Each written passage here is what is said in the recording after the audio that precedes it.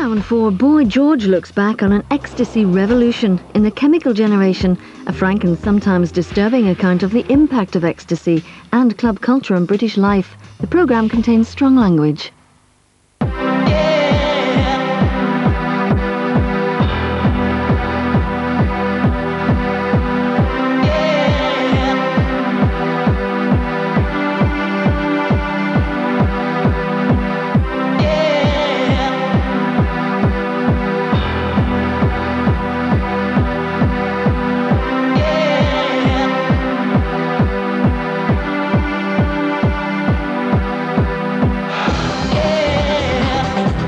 In 10 years' time, the chemical generation will be seen as a youth cultural milestone. It brought out a generation much better than the bloody lot who came out of the 80s. It allowed a whole generation of young people to free their inhibitions. That is something absolutely mega. That's huge. I think in the last 10 years you've seen a huge change in attitudes to gays, a lot of progress in things like racism, and I think a lot of that is due to people dancing together and realising they're not so very different. Those people that were standing in raves in 1988, they're now designers, they're graphic artists, they're even politicians. And there's a huge wave of creativity which I think comes out of UK club culture.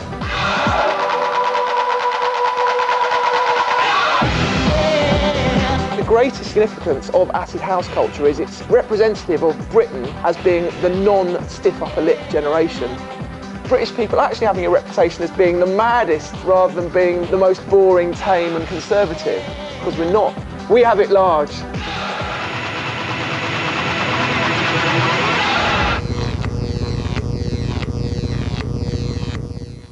To an older generation, I'm an 80s pop star, but to a younger generation, I'm a DJ. Clubbing as we know it really kicked off in the late 80s with the acid house explosion and raves held in glamorous warehouses like this one. Over the years, I've seen the change in the attitude, the wardrobe and the drugs. And even though every youth movement has had some kind of drug attached to it, none has affected our society quite like ecstasy. The chemical generation has had its triumphs and its tragedies. This is its story.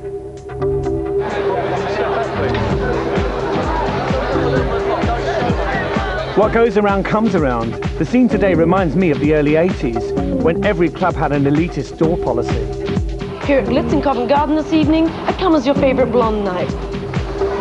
One doorman at the Taboo Club even held up a mirror to a hapless punter and said rather cruelly, "Do you let yourself in looking like that?" There was a real air of exclusivity about the club scene then. You needed shoulder pads and a lampshade hat to get through the door. But then again, that was the 80s.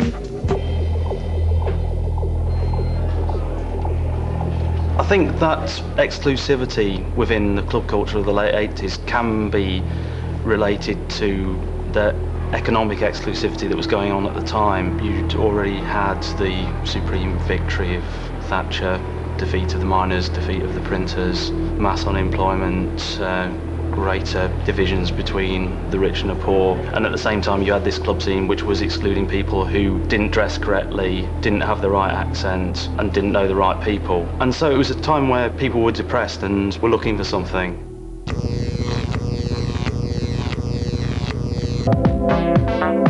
The tiny Balearic island of Ibiza had been a popular package holiday resort with Britain since the 60s. In 1987, a group of British DJs stumbled across the island's emerging club scene. One of them was Nicky Holloway.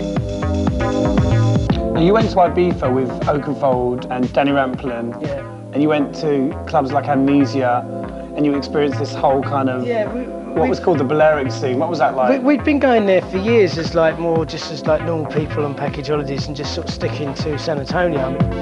Doing this sort of going around the bars bit, and we sort of decided we'd have a look at the other side of the island, you know, and went to this club that everybody was talking about called Amnesia, and that's when I first actually took one of these pills that everybody was talking about over there, you know, it's called ecstasy. I'd never heard about it and I'd never done any sort of drugs before in my life, but I thought I'd give it a try because there's nothing to do it.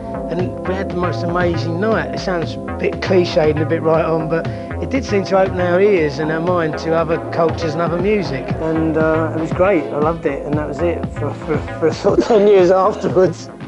My first ecstasy experience, like all my following ecstasy experiences, the rush, when it hit, I was sitting on the loo and I was having a crap. and I was staring at the toilet door because every single time I came up, that's where I was. The feeling started in my feet and it was like white fire running through my body. I couldn't believe the sensations I was having. It feels like it steps up your spine. Each one of my spine little rib things is another step. The back of your neck just goes to like putty. When it gets to there, that's when I know I'm home. And then you just look at things and life's just got a whole completely different outlook. And if you put your hands in the air, the tingling sort of ran through your body and you were right in the middle of the music. All my sort of inhibitions were kind of going haywire. This tacky disco in South East London became the greatest party in the world. I felt 10 foot taller than everyone, and I could see multicolours flying around, and I could hear people talking hundreds of yards away, and I could hear it in my ears. It was just the best thing. I wasn't kind of like used to feeling happy. It was a part of me that I've never had, but now I've found. And then I thought to myself, now it all makes sense. I thought, I know the way to end all the world's problems, give everyone a pill and make them dance. It all kind of fell into place, and I was thinking to myself, why have I never done this before? Why have I never thought of being like this before? Why the fuck ain't the world like this all the time? Why? In Ibiza, people were taking ecstasy, but you've got to understand also that the island was very, very special at that time. You had a very strange mix of people. You had kind of wealthy jet setters, film stars, pop stars there. You've got fantastically glamorous Spanish transvestites there. You've got kind of like the weirdest people from all of their respective countries, all in a club together. An open air club that was open all night, and you were dancing and the sun would come up over you. So there was all of that as well as drugs. It wasn't just a drug thing. If you could go back to that first trip to Ibiza, could you have ever imagined, you know, that 16 years later you'd be involved in such a huge scene? On the way to that trip, no. On the way back from it, yeah, because it was pretty obvious, I think, to all of us that we'd fallen on something that was going to change our lives. And you wanted to bring that vibe back to Absolutely. To I mean, it was hard to forget it. If you have something nice, it's natural instinct to want to recreate it whenever you can.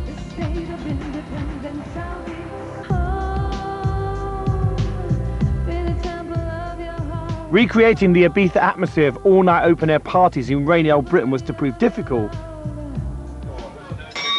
Tango, please! Faced with stringent licensing laws, the party scene was forced underground. But Britain was about to be hit by a new wave of music that consisted of a lot more than a few dodgy Spanish holiday records.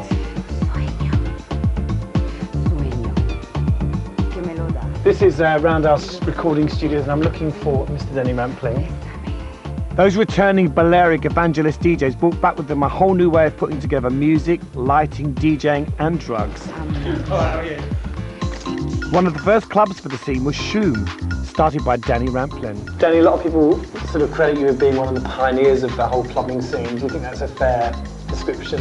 I certainly do, yeah. I certainly helped pioneer the whole thing, and that spirit and drive that I had at the beginning of the whole thing and that awareness of what we had certainly helped the development of the whole scene here in the UK, in fact worldwide really. What was interesting for me is that you had guys that would have punched your teeth in, you know, coming up and embracing you, hugging you, saying, "All right, George, you all right, mate?" Do you remember that kind of, that whole thing happening? It was very positive. If you look at all the youth movements before, how positive was that? People were coming together. You look at mods and rockers and punks and Teds. They were all positive fashion statements, but along with that, there was conflict between different groups of youth. Whereas this thing united everybody together. That was part of the whole idealism. It transcended all class. Maybe some of that was drug-fueled, with the use of ecstasy as a tool towards that. But there was a lot of genuine love and unity in the air, and the music also contributed to that.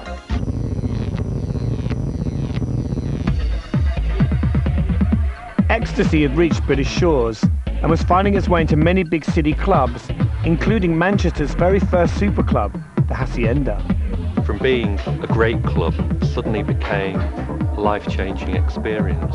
And that's really when the ecstasy had started kicking in. The kind of birth or explosion of ecstasy in Manchester was really, really quick. It was almost like a Mexican wave. It was that quick, you know, over maybe a week or 2 weeks.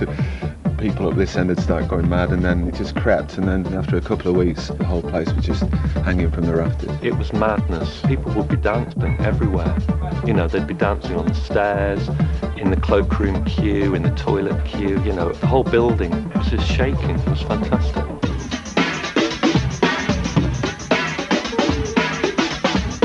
In the early days, we'd go to Camden Palace on a Friday. There'd be 3,000 people in the club, but there'd be just one tiny corner, and in this tiny corner there may be like 200 people, and they'd be screaming ecstasy, ecstasy, and everybody else looking at them thinking, what are they going on about? And then in the space of a month, the whole building was then shouting ecstasy. One witness to the ecstasy wave that was sweeping the country was law graduate turned DJ, Judge Jules. Do you think the acid house scene could have existed without ecstasy? Do you think the music was enough by itself? The fundamental thing was the music, and without that there would have been no acid house movement. And ecstasy was important, but I think that ecstasy would have been popular in all places where there was a gathering of young people who, whether they take it long term, like to experiment recreationally with drugs. And I think ecstasy exists outside dance culture because it's just what young people do. Having said that, it did become a popular drug around the same time as dance culture reached en masse proportions. One of the interesting things was the ecstasy and the use of that drug acted as this kind of pacifier and really kind of created this sort of love generation thing. It's difficult to know whether ecstasy actually changed British society for good, but I'm sure it's no coincidence that football hooliganism vanished overnight in 88 and 89. The late 70s and early 80s were violent times. Gangs, not just football, but council estate gangs, political gangs, all sorts of gangs were around. And then ecstasy came along and people got chilled. People got chilled. You'd find yourself in a warehouse party that was dark, and then like 7 o'clock in the morning when it became light, you find that you're in the room and there's half of Millwall in there, half of Chelsea in there, half of Arsenal in there. But everyone just looked at everyone and said, what a great party. And then violence sort of declined because people were just too busy having a good time to think about anything else. I think what you had was a whole generation who'd had nothing really to call their own. Since punk, there hadn't been a big musical movement. So I think for a whole lot of people, they felt they'd found something that gave them an identity, that made them part of a big gang, and also was a hell of a lot of fun. And it wasn't a time when there was a lot of fun about. Everybody who went to one of these events went back the next time with 5 friends. So you started with events for about 2,000 people. Within a year, it had been pushed out to the fields outside the M25, and you were talking 25,000 people at some of the big events. I was sitting in a pub on a Sunday afternoon and got talking to a chap that told me it was really hard to find places to put these raves on. And at that point, I kind of thought, hang on, I know about 50 or 60 plots of land. And a little light went on in my head and just went, opportunity. Because I was sort of arranging these commercial loans for all these people, like Asda and Texas and Sainsbury's, to build on around the M25. You could phone up the farmer and just basically make him an offer to hire his land for the weekend. Following instructions via mobile phone recorded messages, revellers flocked in their thousands to secret locations around the M25, causing complete mayhem. My first experience as pay parties as the commander of a very large area that was surrounded by the M25 was an unusually large amount of traffic up and down the motorways on Friday and Saturday evenings. And this traffic never started until about 11:45 to 1 o'clock in the morning, which was a most unusual time to have traffic on your motorways. And I began to get the impression then that I had a problem, to put it mildly. I didn't really ever know where I was going in particular. We just used to all follow each other. There's been about 7 or 8 of us in a little escort, all looking for this field. There's this feeling of naughtiness. You know, you're a desperado. The feeling was fantastic, very much like we all knew a secret. You never really knew whether it was going to happen or not, or you'd be in the middle of a field and then somebody come along in a little metro and tell you it's in another field 20 miles up the road. When you get out your car and you'd hear the tunes pumping and you'd think, oh, this is great.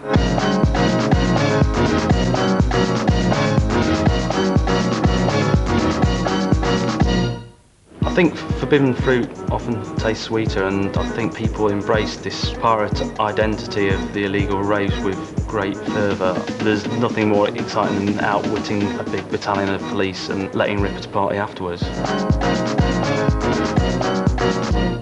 The great thing was finding them. You'd be lost for hours and hours and hours. You drive over a hill and suddenly there it was, this kind of like fantasy world built for you, you know. It was incredibly exciting. It was also an incredibly exciting time. A lot of the people involved in this really did think it was going to change everything. It changed them personally a lot, opened them up to a lot of things. Therefore they thought it would change the world. But the amazing thing that was going on at the same time was the Berlin Wall did come down. Nelson Mandela did walk out of prison. There were huge changes going on in the world that felt like part of this. It was a very euphoric time. One person whose life was transformed by acid house was the now best-selling author of Trainspotting, Irvine Welsh. Do you think that acid house could have been as popular as it was without ecstasy? I don't think it probably would have existed in any mainstream form without ecstasy. I don't think the music would have made any sense without it. I mean, it's like kind of sort of pub culture without alcohol. You know, just the two just went together. I mean, nobody would have stood in the field in the freezing cold in Scotland in the late 80s, you know, unless they had something inside them. You know, it wasn't. They're not going to dance in a cold field all night long. You know. It just wouldn't have made any sense. And do you think that, I mean, ecstasy worked so well because it looked like a sort of headache pill? You know, it just looked like a very sort of nice chemical. Nice and very easy to take, you know. You think it's, well, this can't really do me that much damage, you know. It's not like I'm cooking up this mixture and banging it into my veins, or, you know, chasing it in a bit of oil and sitting there. We're just sitting there with this nice little pill, and I'm going to take it and wash it down with some water, and I'll be happy. It really was quite a bizarre scene. You could hear the music for 5 1/4 miles. We had the decibels checked. And I thought I'd had a funfair set up on me that I hadn't any local knowledge of. That was my first impression until I said to my drug squad, get me everything you can on ecstasy. And they took about 48 hours. But when they arrived on my desk, I realised that this is nothing about people wanting to party. This is people that actually want to take drugs.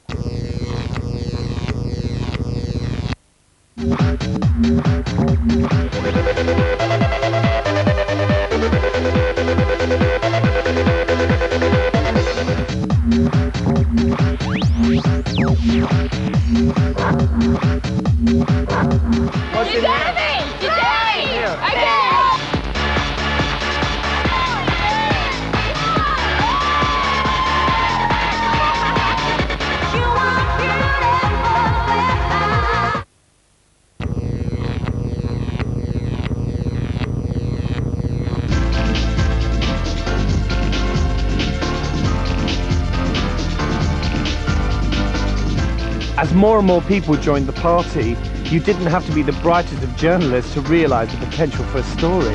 When you had this initial coverage, it was mildly positive and it's seen as another sort of tame and rather silly youth cult. Smiley t-shirts for sale. In the clothing department, we've got acid house smiley face t-shirts. But then there was this sudden realisation, oh no, what have we done? We're advertising a drug cult.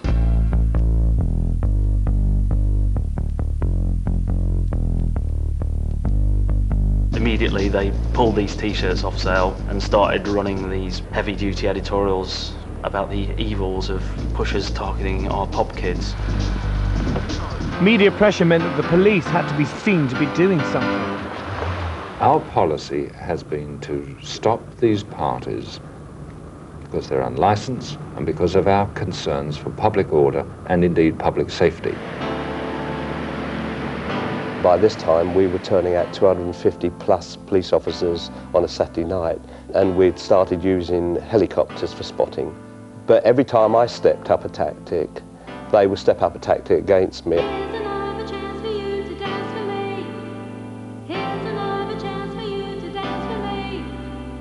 My boyfriend at the time was a printer, getting to print off a load of, you know, moody flyers like, drugs tonight with a big smiley face, South London, all meet in Croydon or whatever. And then we get one of our friends' mums to go into the police station and say, oh, I found this in my son's bedroom, I think it's for an illegal rave. So the acid squad in Kent Atherton all go down to South London. Meanwhile, we're going up the M1 on our way to Buckinghamshire.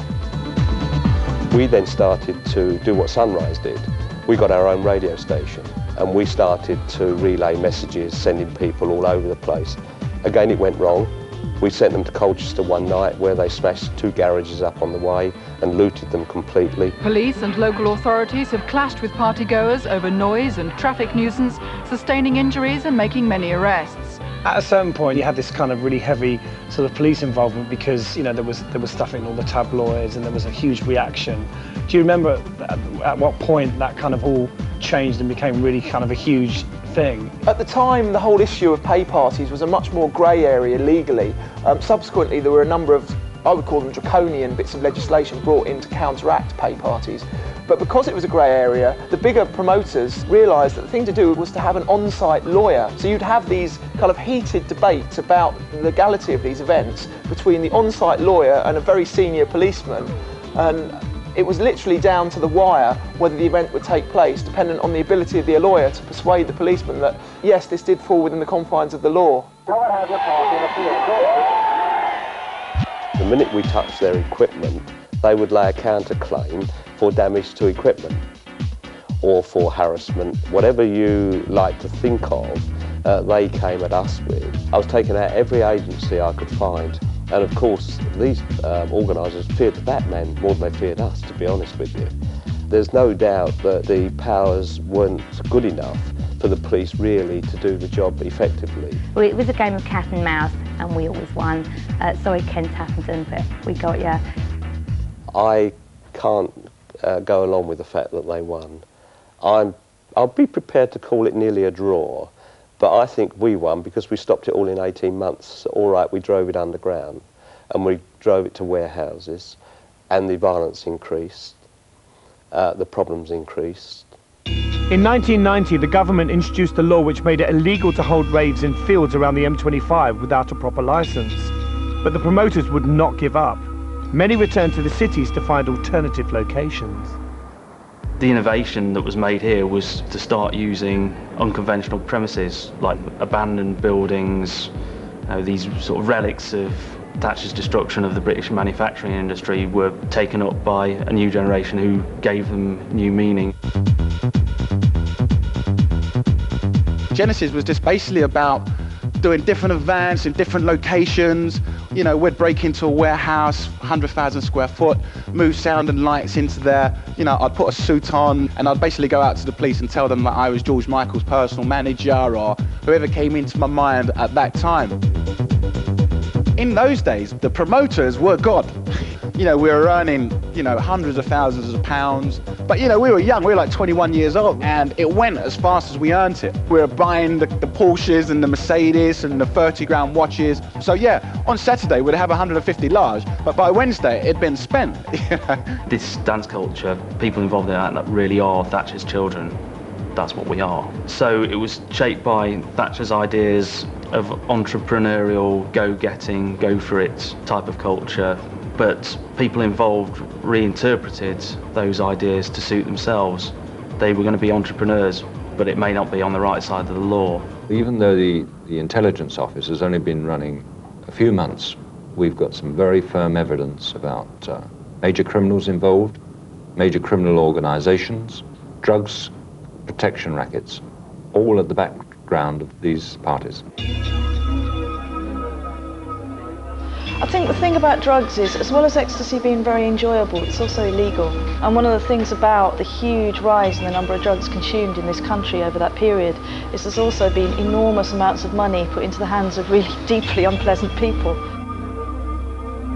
To me, drugs were an easy way out. They were such an easy way out of a bad situation. The bad situation was there was nothing. No one was offering me a job, no one's offering me love, no one's offering me nothing. If you answer the phone and you get 50 quid, ain't that a good phone call?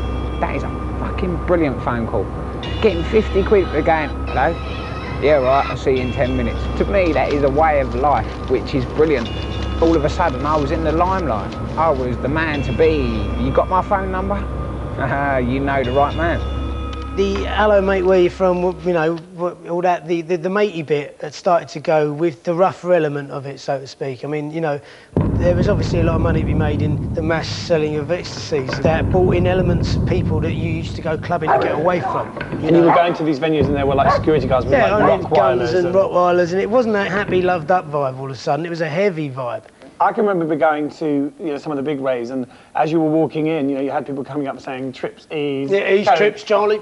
Ease, trips, Charlie. I mean, everywhere you went, people were offering you stuff. I mean, and in the early days of Acid House, it was a little bit more, you know, it wasn't so in your face. Yeah, it was a bit more secretive. Exactly. I mean, what you found was when you go out for a night out, you don't want somebody offering you stuff.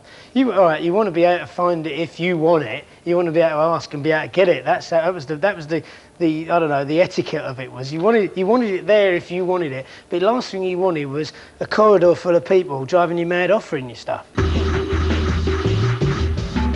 It was quite well organised. You know, there'd be meetings during the week where rival dealers, instead of going around another dealer's house and wrecking him and putting him out of business, they'd approach the doorman and they'd say, "How much rent is he paying you to sell drugs in your club?" And if they say £1,000, they say, "Well, we'll give you 1,500. For a return on that sort of rent, dealers in London I know might make £8,000 a weekend, which is a lot of dough, do you know what I mean? You've got me selling 10s and the 20s in single pills. Then you've got Mr. Next man up who's selling 100 pills to people like me. But then you've got the man who's sitting there saying, well, I'm earning 200 grand a night and I'm doing absolutely jack shit for nothing. My boys are earning me my money. We'd seen this whole culture develop and all this positivity, and it was so depressing when other elements started infiltrating it. There was nothing we could do because we weren't the kind of people who were going to do battle with them, and it got very nasty in Manchester. If you know that someone's got £50,000 in their pocket, you haven't got to go and rob a bank. You've only got to hide behind a bush with a shotgun and you've got them. And of course you had organisers, good organisers, nice people breaking the law, but I could cope with that, who were frightened of that type of violence. What I thought had happened was a chair had been thrown off the balcony and landed near me because I heard a bang, and as I was dancing I just saw loads and loads of faces running past me screaming, and what was actually happening was people being shot, you know, and it was the gunshots and gangland in the Hacienda. It all went downhill really after that, quickly, you know, until the club was closed because there was guns all over the place. Go lads, go! Get that door open. The Acid House unit finally caught up with the party organisers and heavy sentences were imposed. It's a warning to the others who are still organising paid Acid House parties that they get caught, they're going to get 10 years plus. Ecstasy tablets, and this has just been picked up off the floor. Well, as drug taking became normalised, became an ordinary Saturday night activity, criminality was effectively democratised. We all became criminals. But I think it really created a feeling of disrespect for the law, the feeling, in a classic cliche, the law is an ass. In 1994, a second piece of legislation was introduced, the Criminal Justice Bill.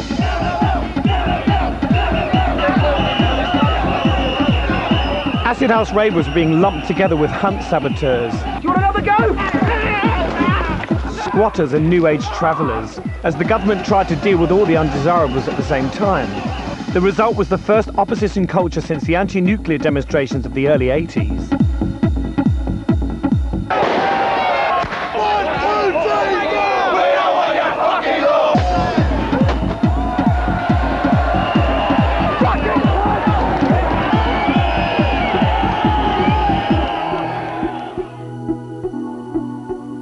You just felt this whole kind of shift in people's kind of culture and their consciousness. This whole idea about money being the kingpin was kind of being broken down, and events like that just helped push that consciousness along.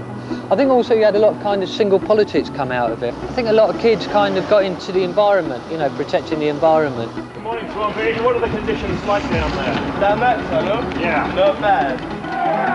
Was ecstasy the full reason for that? Who knows? But I mean, it certainly did a lot to make them far more open to things that they wouldn't be before. The Criminal Justice Act didn't have any effect whatsoever on mainstream clubbing. By then, they'd already granted all-night licences to clubs like the Ministry of Sound. And there's no need to go riding out into the countryside, pay 25 quid for something that may or may not happen, may end up in you being chased by the police all night, may end up with you getting rained on in a field. If you could actually go into a really nice club in the centre of your city and do the same thing.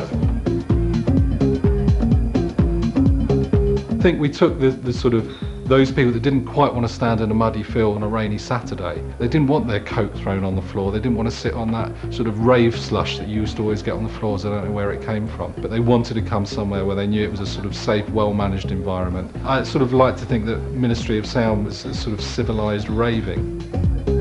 You know, we get letters from people that say it was really good not to be approached at every dark corner by the same bloke 6 weeks running offering me ecstasy and checking other people's £20 notes in the light to see if they were real. While the super clubs were cleaning up, the high street clubs were about to experience a tragedy that would shock the nation.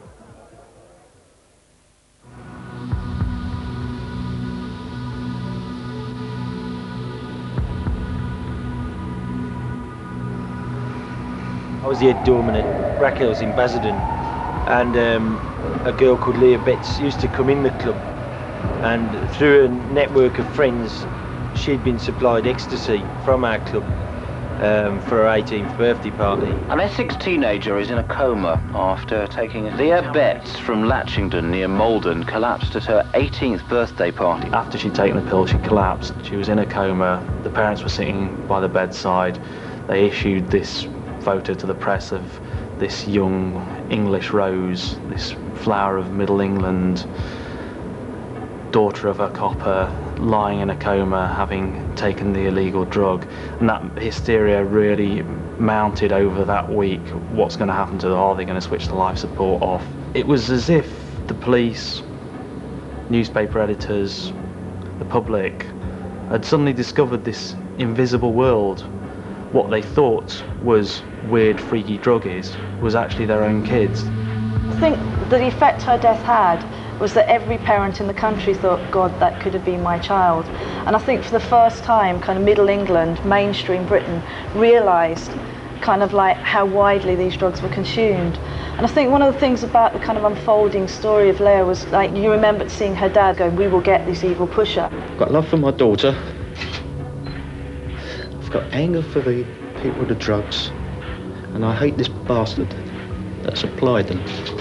And the pushers turned out not to be evil at all, but a chain of her best friends, none of whom were making money, just passing pills along as favours, which is actually what drug dealers are in this country on the lower level. It's all friends helping out friends, and we would achieve nothing by putting these people in prison for 10 years. And I think that was the first time kind of mainstream Britain understood that. To me, it was the strongest case for kind of putting drugs into a legal framework so that people had some quality control. They knew what they were taking. If you were buying alcohol, you know, you want to go to an off licence to buy it. You wouldn't want somebody distilling it in their garden shed. And this is what you've got with the drugs culture. Because it's illegal, it's underground, you don't know where it's coming from. I mean, do you think drugs should be legalised? I think there's a strong case now for putting them in a completely different legal framework and making sure that people have got safe drugs, because you're not going to stop people taking them now. It's in the culture, it's ingrained in there. So I think that's got to be accepted. Everyone's shit scared of selling that pill that kills someone. But at the end of the day, if you're willing to hand over a tenner, to give me a tenner for something that you're willing to take yourself, sorry, sod's law, isn't it? It is an occupational hazard. If you take that, if you're willing to buy it, you're willing to eat it. If you ain't willing to eat it, don't buy it.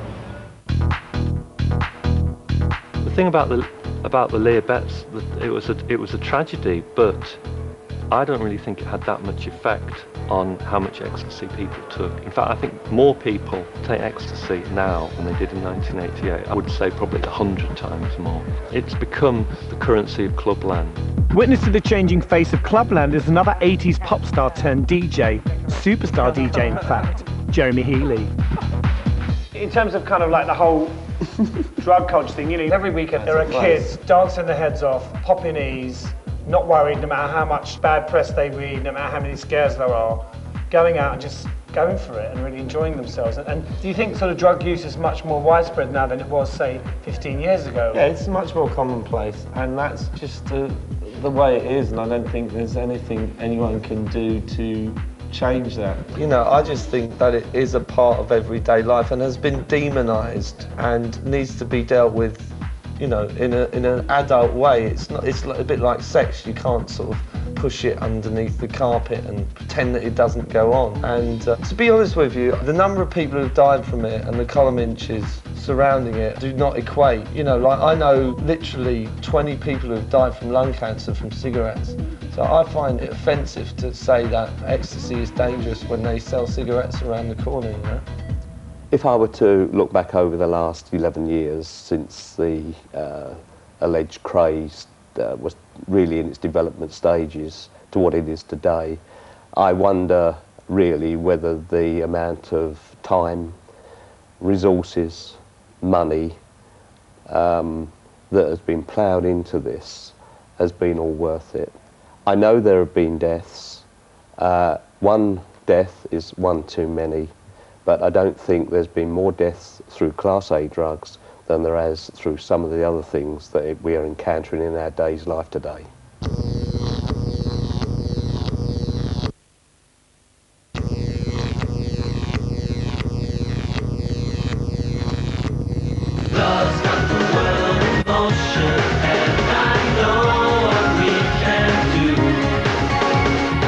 Despite the police and government's best efforts, acid house became assimilated into everyday culture. Even the football anthem for the 1990 World Cup campaign was originally called E is for England, a phrase that Jimmy Hill would have no doubt misunderstood.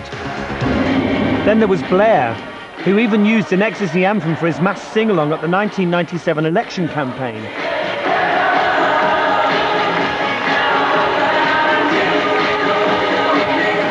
Something that could never have been imagined 10 years before. In 1988, Radio 1 wasn't playing dance music. In fact, Radio 1 hated the records, you know. Peter Powell said it was mass zombiedom. That's how much Radio 1 understood acid house. So it's amazing how big it's got. Pump up the volume.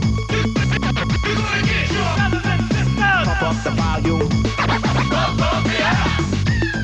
Without a shadow of a doubt, the big breakthrough came in 1987, when a couple of DJs got together before the days of samplers and mixed together 500 records to make the classic #1 hit, Pump Up the Volume.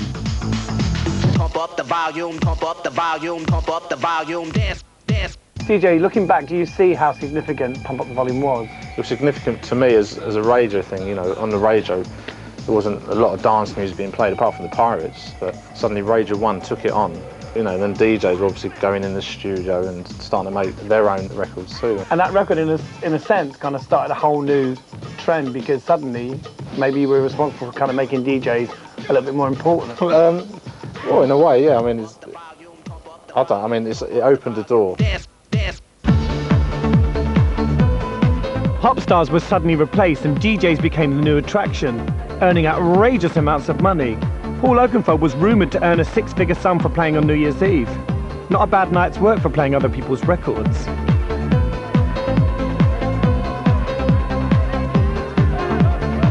DJ has become a superstar because who else has there been to focus on? You've got like anonymous producers sitting in back rooms, they're not Mr. Gorgeous in any way. Then you've got the clubbers themselves. How can we turn them into a brand? How can we make money out of them as a brand? You can't. Really, the DJ is the only human figure who could be taken and marketed. There was a need for a star and the DJ had to be it. It's very strange now.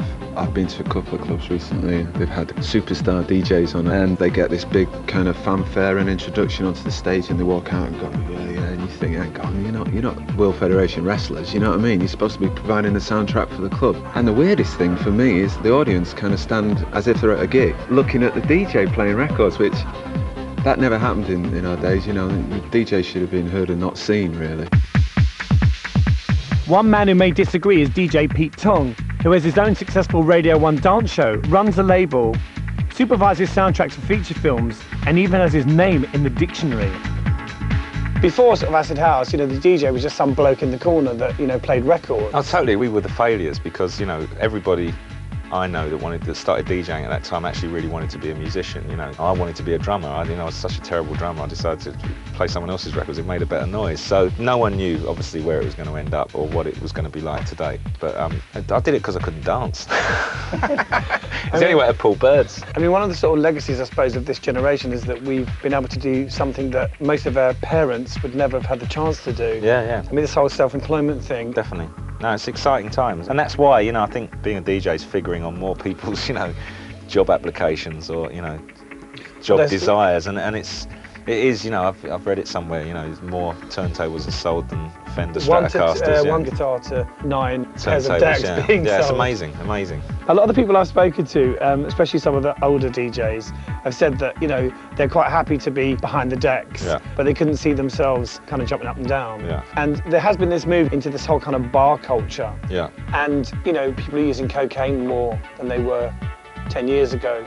Do you think this is just a case of people getting old and wanting to be more sophisticated?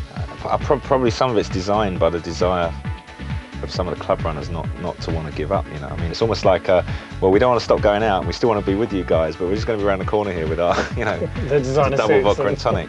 So it's like, it's some of it's driven by, I suppose it's like wanting to keep involved, and in the corner there is the DJ still. I think there's lots of people who sort of grew up in clubs, who moved on, who wanted something a bit more sophisticated, somewhere where they could sit and have a meal and a drink with their mates.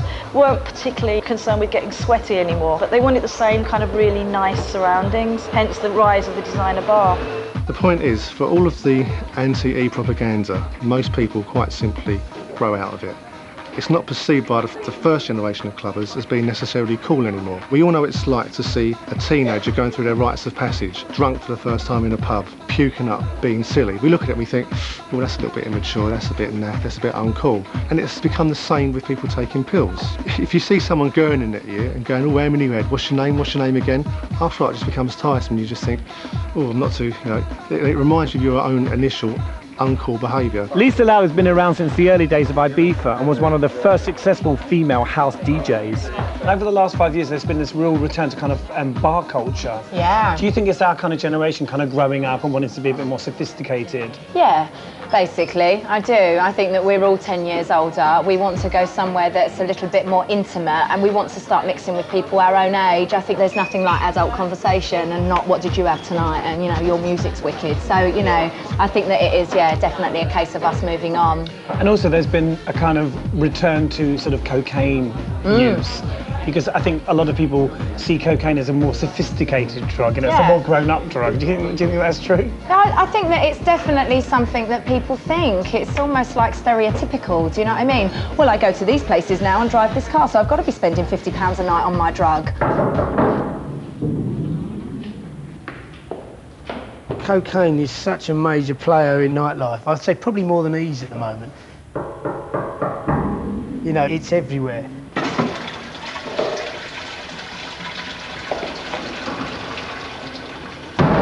With the lifestyle and everything that came with the promoting and the DJing and flying around the world and everything like that, I got into cocaine.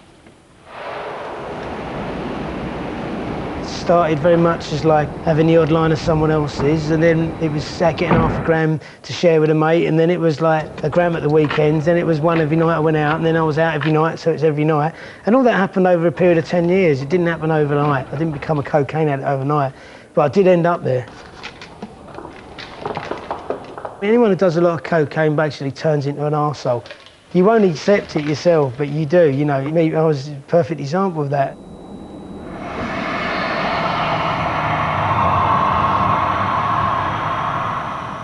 But do you think that's a kind of a natural consequence of the whole acid house movement? I don't think. You don't think one thing led to another? I think, well, all that chain of events thing, that one thing leads to another, that's like saying if you have a beer, you're going to have that, I never smoked spliff, I never done crack, never done heroin, but I was big time cocaine addict and, loved my pills, but so I never tried the others and never really wanted to, so I can't justify that in my own head as being... But do you think that sort of things like ecstasy and cocaine are considered kind of clean drugs? Yeah, cocaine and ecstasy are socially acceptable.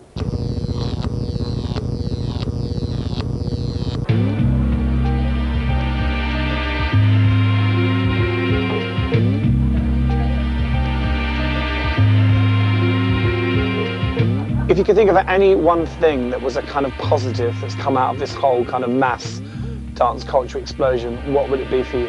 I would, you know, although we took it, you know, we took the music initially from Chicago and New York, and we took huge influences from Ibiza in terms of mixing up the music. I think Britain's got something to be really proud of, or you know, the UK, in that what we've been doing here for the last 10 to 15 years, everyone wants to mimic. It's really put youth culture to the fore. I mean, we're far more internationally famous than the Americans for youth culture now. If we hadn't done what we did at the end of the 1980s, British pop music would have died. The whole scene, all the clubs, everything would have gone. Those kids that were giving out flyers at the beginning of the 90s are now, they're owning the building, and I think that's a really great conclusion at the end of the millennium. I think it made a lot of people feel better about themselves and about each other, and it energised a lot of people and made them do positive things. It gave an awful lot of people who didn't have much of a chance of doing something opportunities. Lots and lots of little businesses grew up around the club scene. People opening record shops, printing T-shirts. If you want to buy a record, buy one called Definitely Maybe by Oasis, because that came out of that culture.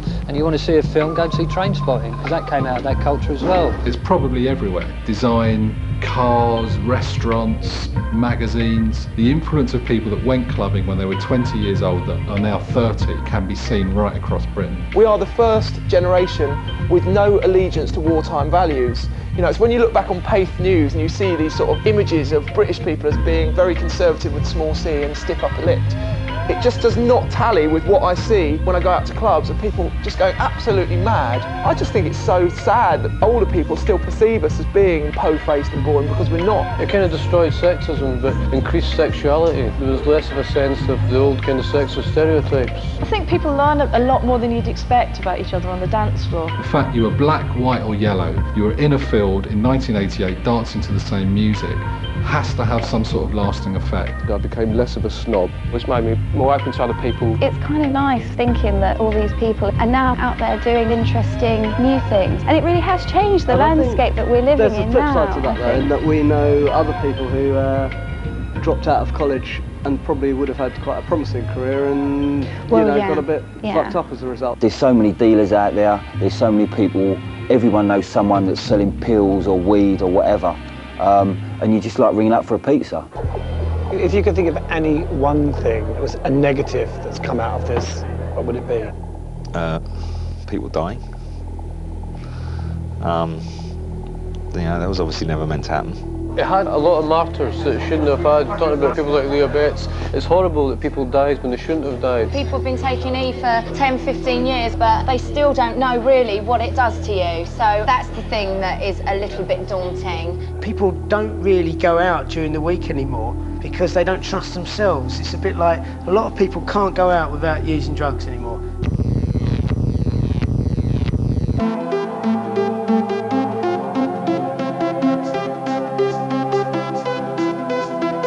As we head into the future, Gatecrasher in Sheffield is being hailed as the next big thing. Every weekend, hundreds of kids are dressing up to the nines and losing the plot on the dance floor.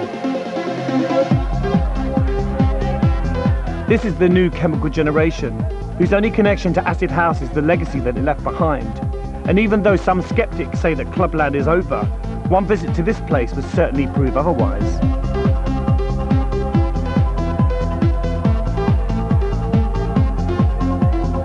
One of the root stems of the popularity of club culture is the fact that in an environment where less and less we know our neighbours, we're more and more scared of crime. Clubs and Clubland represents the last bastion of an opportunity to meet people you've never met before on a kind of equal footing.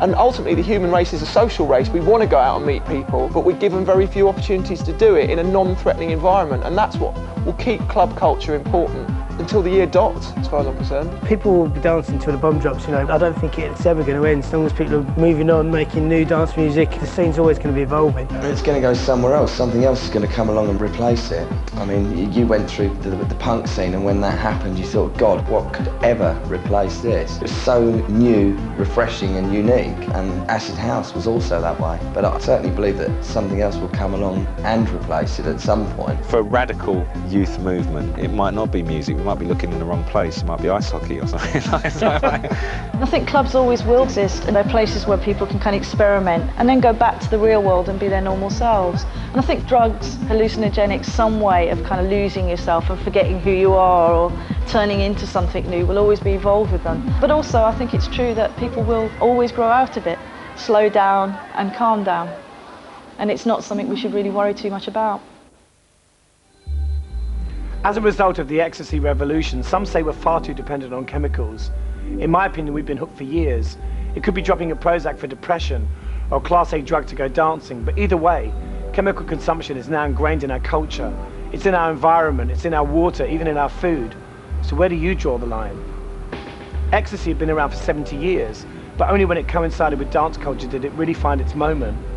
I'm quite sure the drug of the future has already been created and is lying in some laboratory drawer somewhere, just waiting for its time and place.